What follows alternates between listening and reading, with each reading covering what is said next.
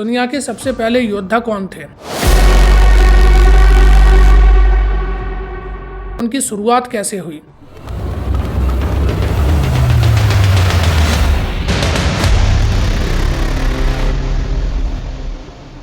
और warrior class के emergence के पीछे की क्या वजह थी?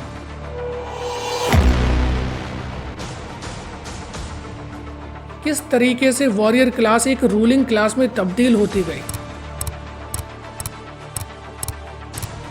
जिसने कि एक पॉलिटिकल सिस्टम को जन्म दिया, और सोसाइटी में इन्होंने किस तरीके से पीस और स्टेबिलिटी को काबिज करा। इतिहास पढ़ने का एक फॉर्मूला होता है, need is the mother of all invention.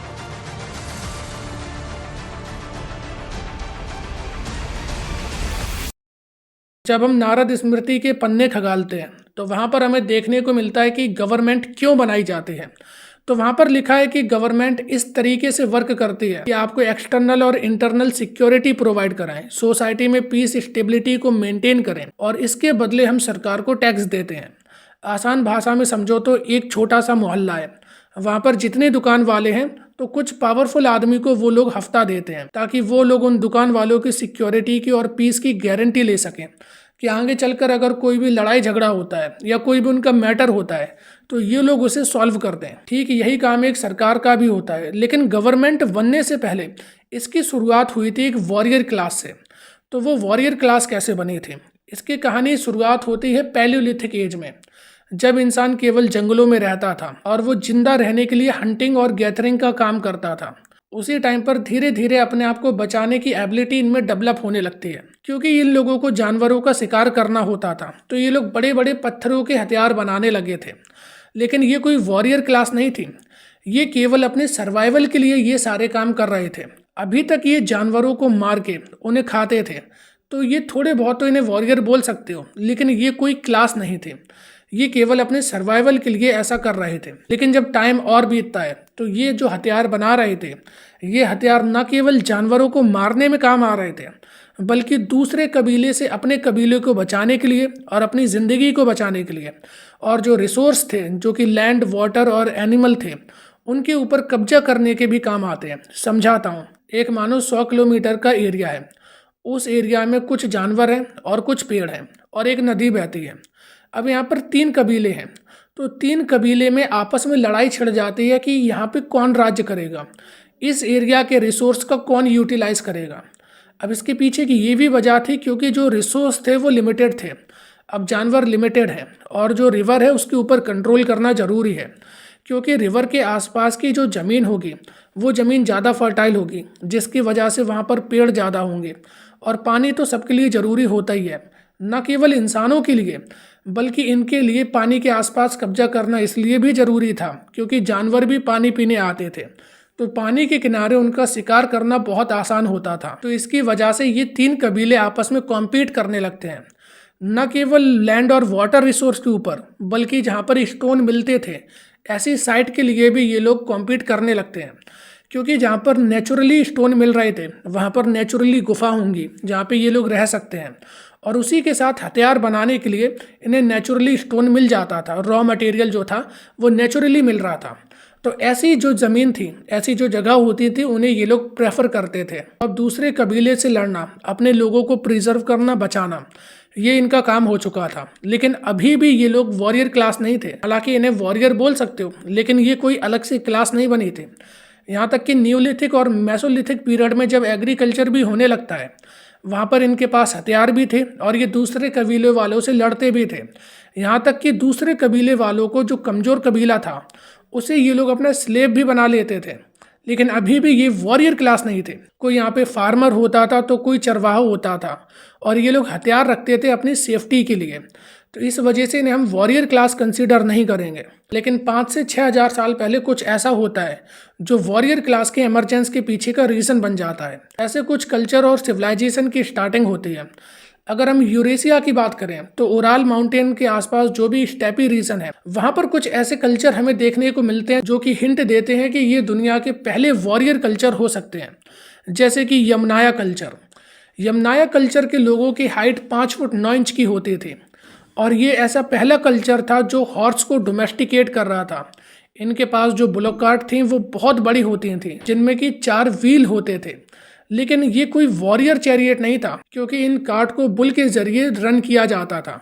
तो ये ज़्यादातर इनका जो कार्ट का यूज़ था वो वाटर और जो खान पान की सामग्री है और एक दूसरे को इधर से उधर ले जाने के लिए उसी काम में आता था। मेनली आप कह सकते हो कि ये लोग ज़्यादातर उसका यूज़ ट्रांसपोर्टेशन के पर्पज से करते थे। और इस कल्चर के नाम की कहानी भी बहुत अच्छी है। जैसे कि हमारे यहाँ पे गॉड हैं द गॉड ऑफ डेथ, यम। ऐसे इनके में जो ये यम वर्ड है ये पिट और बरियल को दर्शाता है।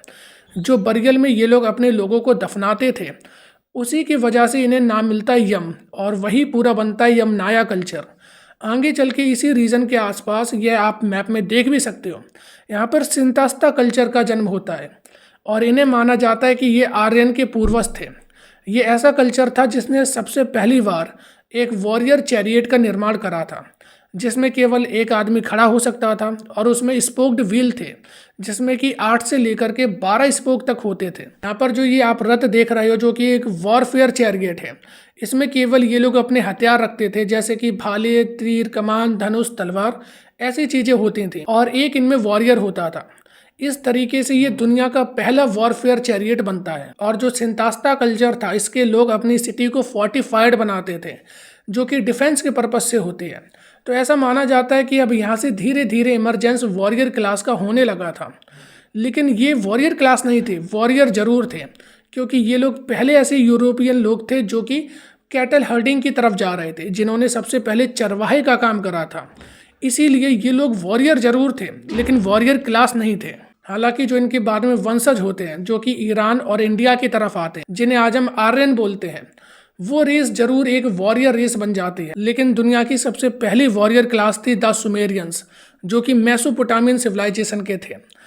इन लोगों की मजबूरी बन गई थी कि ये एक स्टैंडिंग आर्मी को बनाए, क्योंकि जो इनकी सिटीज़ थीं उसे यूनिफाई करने के लिए ज़रूरी था, और हर सिटी को प्रोटेक्ट करने के लिए एक स्टैंडिंग आर्मी का होना ज़रूरी था। जिस तरीके के बाकी की चीज़ ऑक्यूपेशन होती थी, वैसे ही मेसोपोटामियन सिविलाइजेशन ने पहली बार वॉर को और उनके लिए सोल्जर्स को अलग कंसीडर करा था कि ये भी एक ऑक्यूपेशन होता है। और ये ऑक्यूपेशन सबसे बड़ा माना जाने लगा, क्योंकि वहाँ के लोगों का ये मानना था कि जो भी ये वॉरियर क्लास है, जो सुमेरियंस हैं, ये डायरेक्ट भगवान की छवि हैं, और ये लोग डिवाइन ऑर्डर को प्रिजर्व और प्रोटेक्ट करने के लिए यहाँ पर हैं। और इसी मेसोपोटामिया सिविलाइजेशन में हमें गॉडेस ऑफ लव और वॉर भी मिलती हैं, जो थी इनाना, और इनकी सिटीज भी फोर्टिफाइड थी। और जो ये लोग चैरियट का यूज़ करते थे, वहाँ पर ये डंकी का और वाइल्ड एस का यूज़ करते थे, क्योंकि इनके चैरियट ज़्यादा वजनीले होते थे। और इनकी पहली आर्मी बनती है जो ना कि केवल वेपन का यूज़ करते थे, बल्कि कई डिफेंस सिस्टम का भी यूज़ करते थे, जैसे कि सील्ड आर्मर और हेलमेट।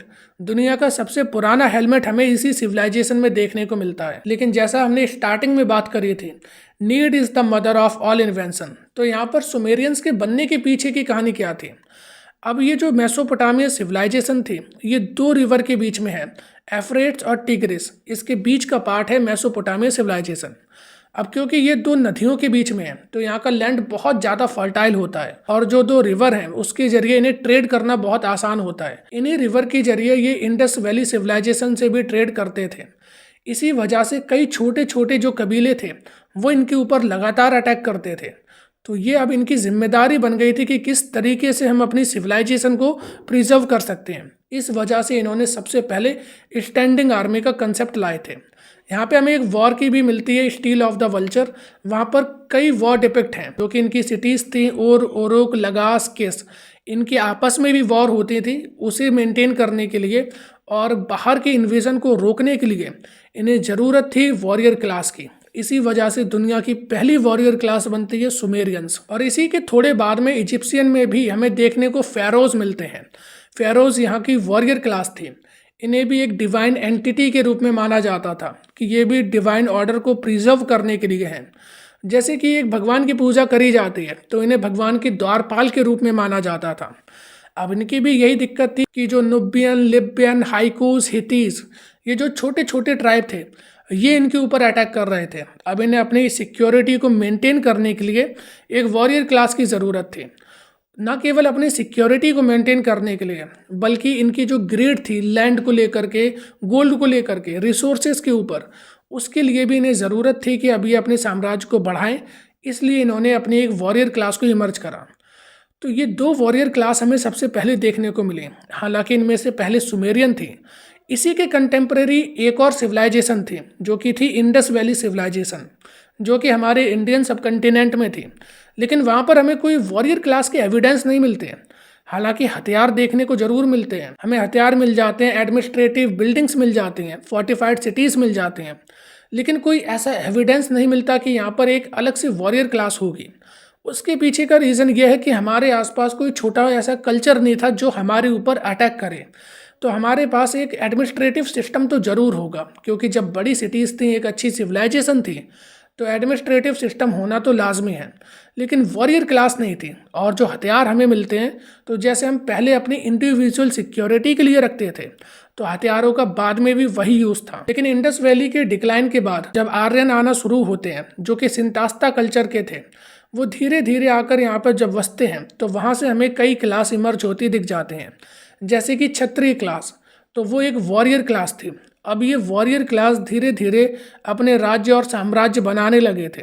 हमें इंडिया में जनपदेश देखने को मिलती है, फिर महाजनपदेश देखने को मिलती है, जहाँ पर दो सिस्टम थे। एक था रिपब्लिक सिस्टम, डेमोक्रेटिक सिस्टम, और दूसरा था मोनार्की सिस्टम।